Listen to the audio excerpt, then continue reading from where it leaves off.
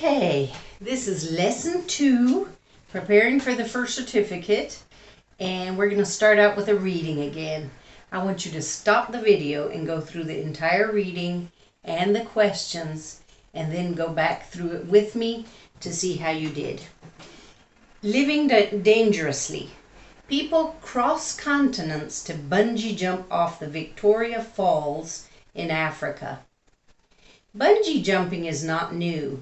Millions of people have jumped from high places with elastic tied to their ankles, but until recently, not me. There are plenty of places to try to jump, some no great distance from my home. Unlike my friends, however, I was looking for a better view than that from a crane in a London suburb. So I chose one of the world's classic bungee locations.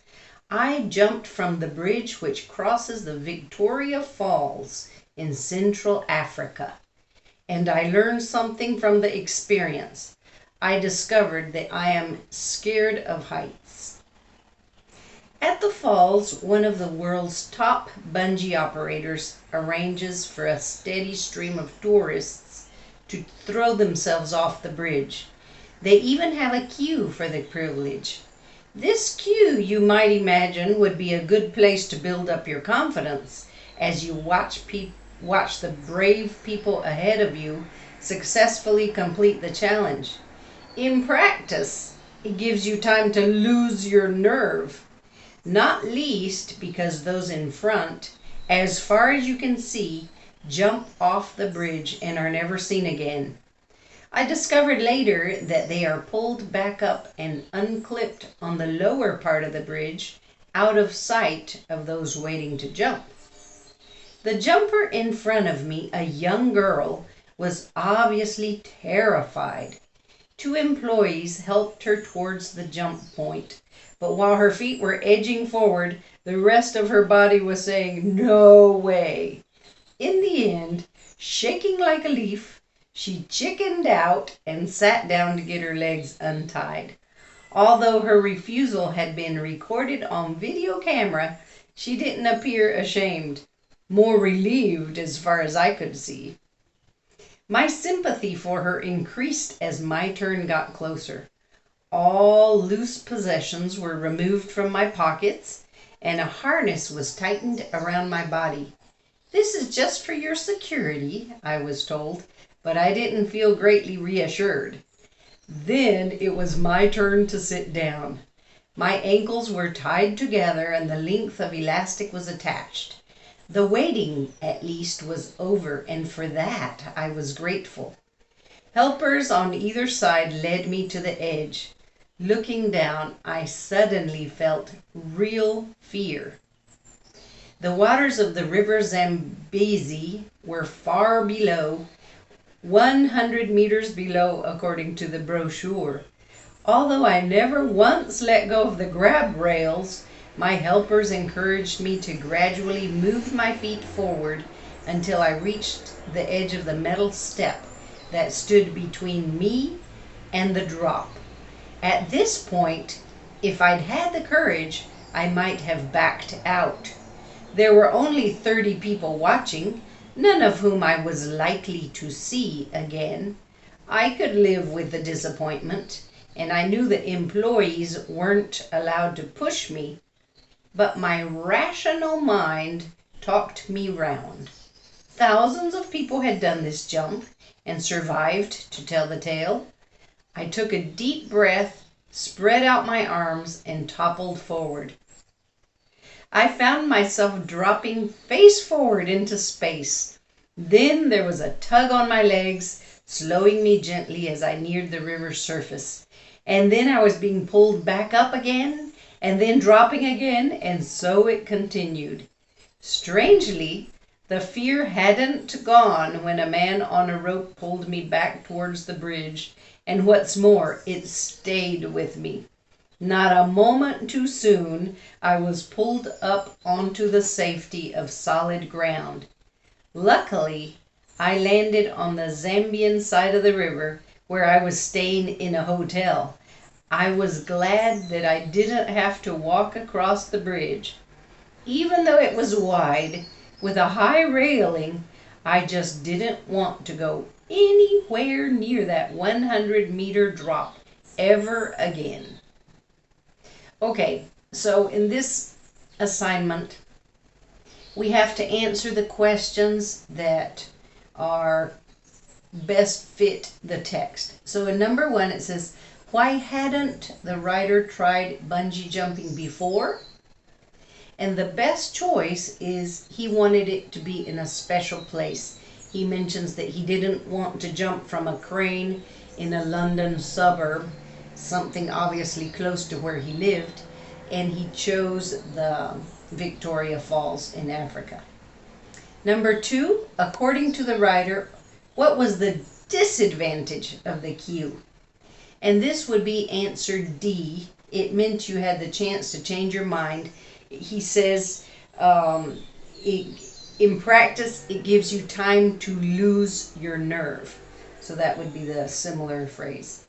Number 3, according to the writer, how did the young girl seem to feel about her experience? And the correct answer is B. She was glad that the whole thing was over.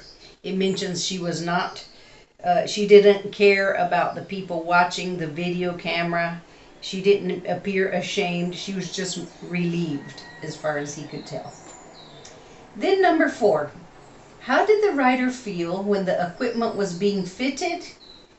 The only one in this list that corresponds would be letter A, relieved that his time had come. And then number 5, what are the grab rails designed to do? And that would be C, provide you with support. Grab rails are on the side of a bridge. You grab them to keep yourself safe. Number 6, what made the writer jump in the end? The correct one would be D. He realized there was no great danger. His rational mind convinced him that thousands had jumped over there and lived to talk about it. And then number 6, what does it refer to in line 66? And if you read it, it says, strangely, the fear hadn't gone when a man on a rope pulled me back towards the bridge, and what's more, it stayed with me. So the it refers to fear, a feeling of fear. Letter A is the correct one. Okay, I hope you enjoyed that reading. And now we are going to go to page 13.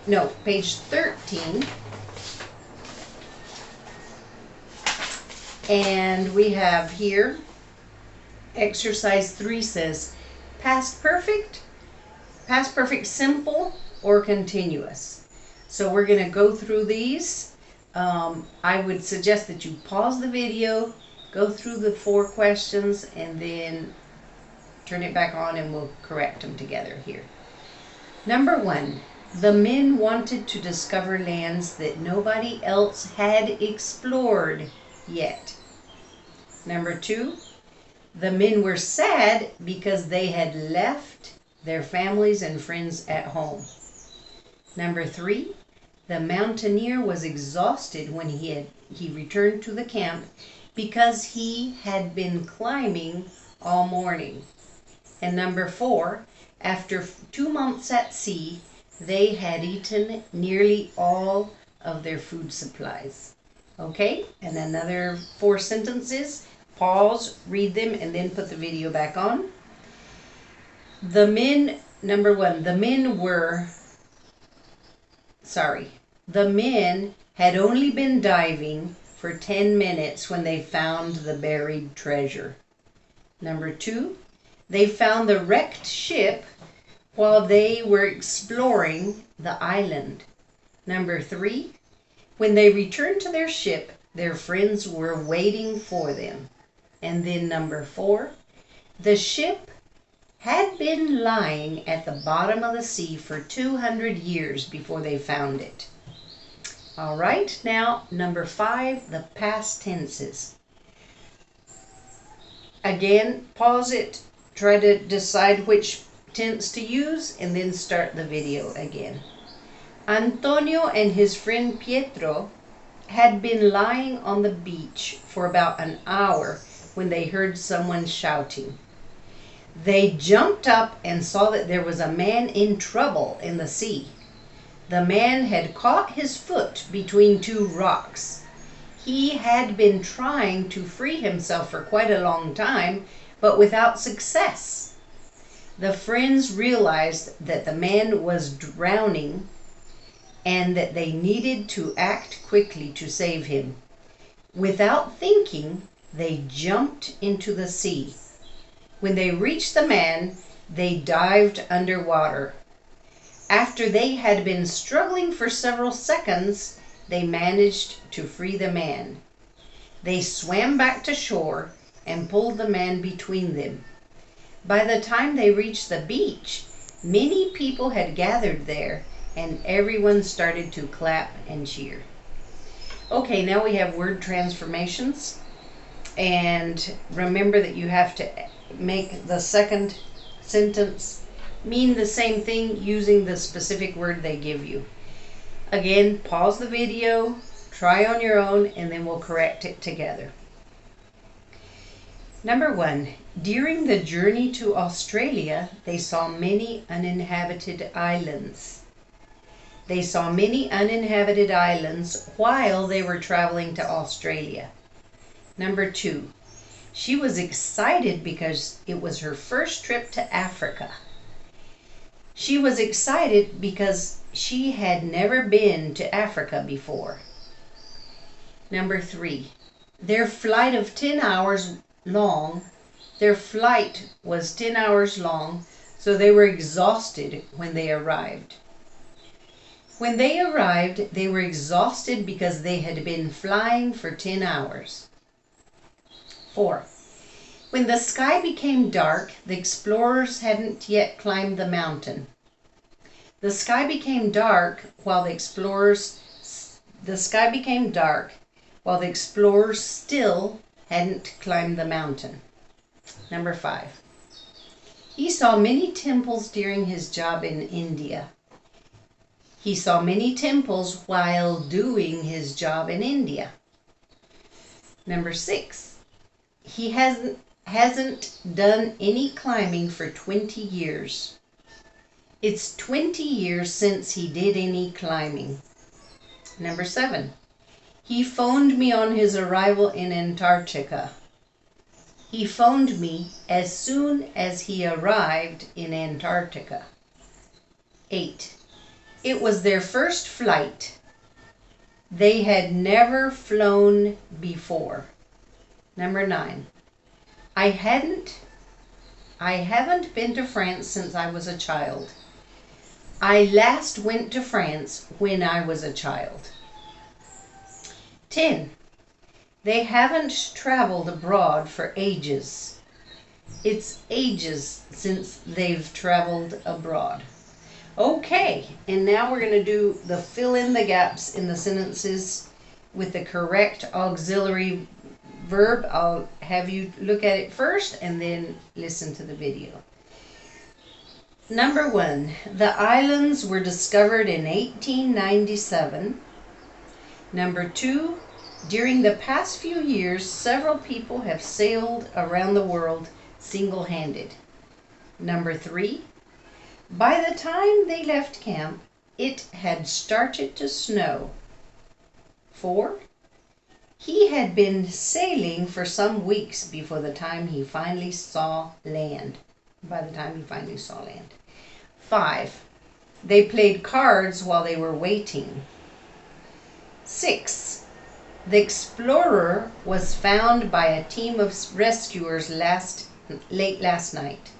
7, the climbers have just finished their meal and now they are ready to go up. And 8, the explorer has not reached the South Pole yet, but he will. All right, turn the page, or go to page 14. And here we have a structural clause. We read and fill in the gaps. So read it and then we'll do it together. The Oregon Trail. In the early 19th century, an amazing thing happened in America. Nearly 500,000 people left their homes and headed west along what was called the Oregon Trail, a path across the country to California and Oregon. What made them set out on this epic journey across sweltering hot deserts, fast-flowing rivers, and high mountains? The men and women who risked their lives to cross those wild and dangerous regions were called settlers. They were escaping from poverty and hardship in the East, and they were all looking for a new beginning and a better life in the West. How did they find out about the opportunities that existed in the West? It seems that travelers who had been there on trading expeditions brought back stories of warmer winters and of good farming land that was being given away by the government.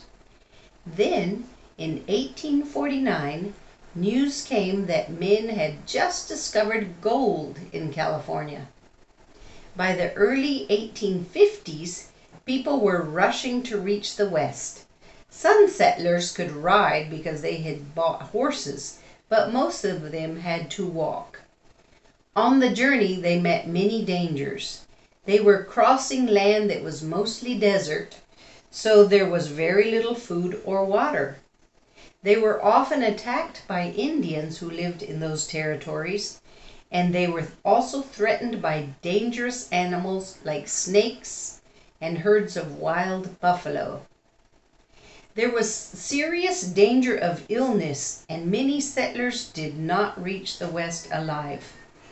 But change was coming to the American West.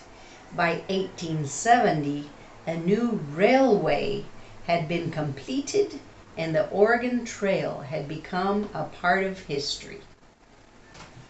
We're going to do this vocabulary section, and we're going to match the words in column A with its meaning, and then we'll fill in the gaps in the sentences below. We collapse. Collapsed means to fall down, to be exhausted. Emerged is to come out. Squeezed is to get into or go through a small space with difficulty. Waded means walked through deep water. Clambered means to climb with difficulty. Dangled is hung from a string or a rope.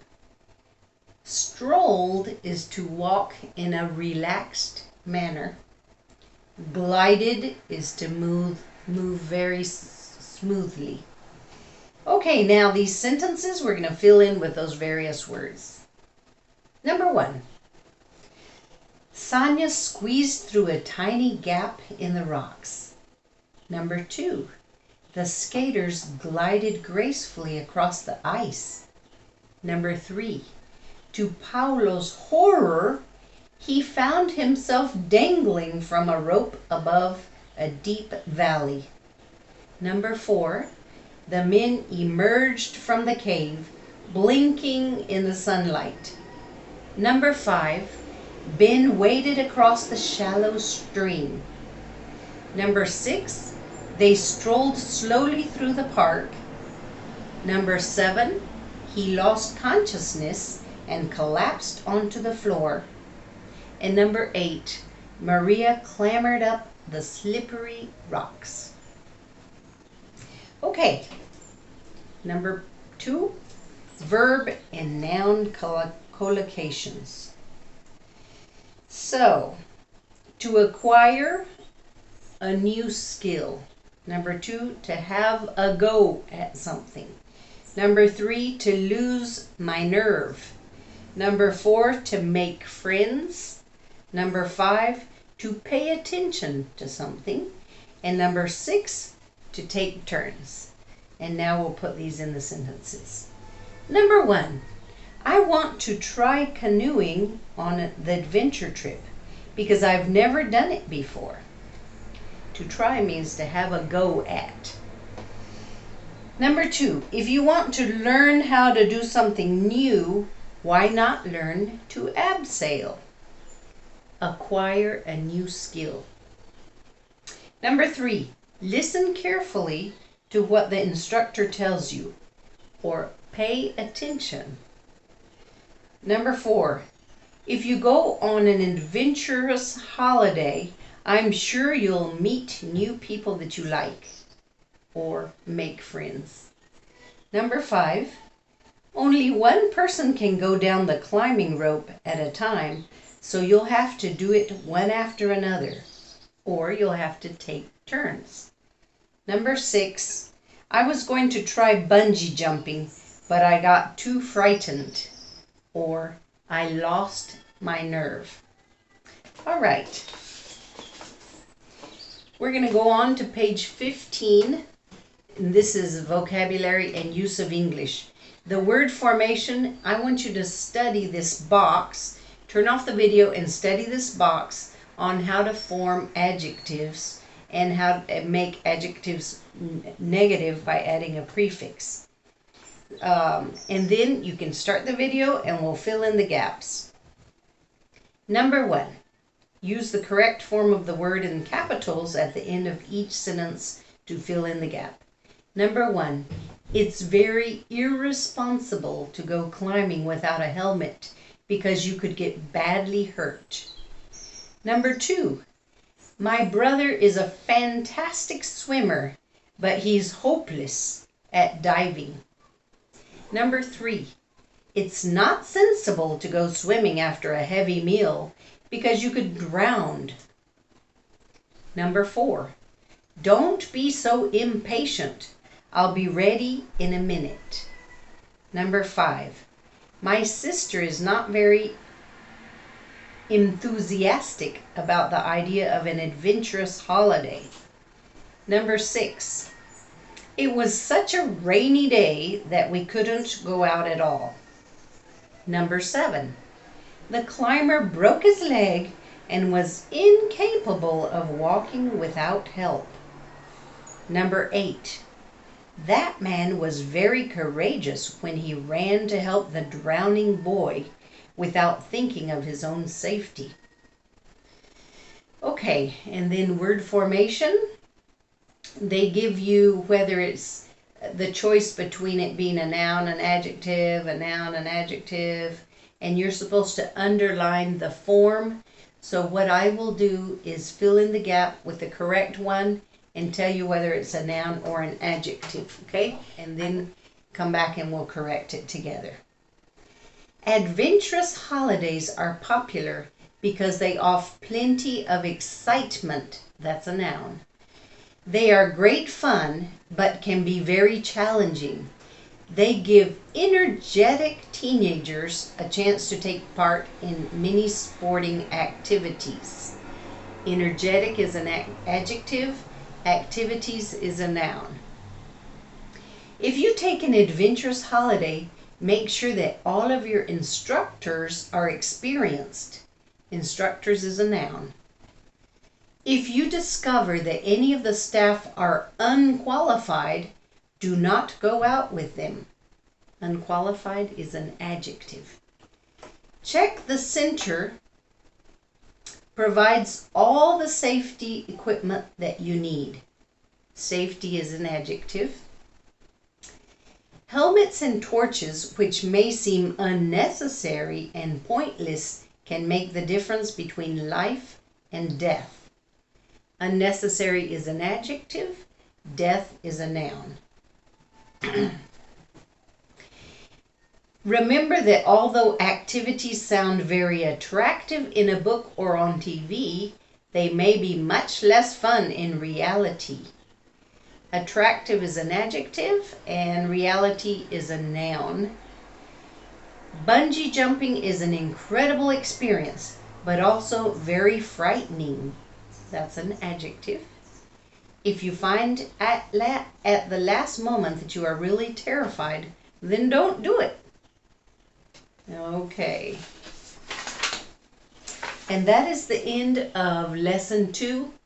I hope that you enjoy your preparation for the first certificate. Each one of these types of exercises will appear on the exam.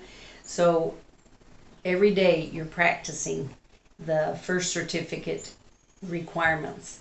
And have a great evening or afternoon, whatever time it is when you do this lesson.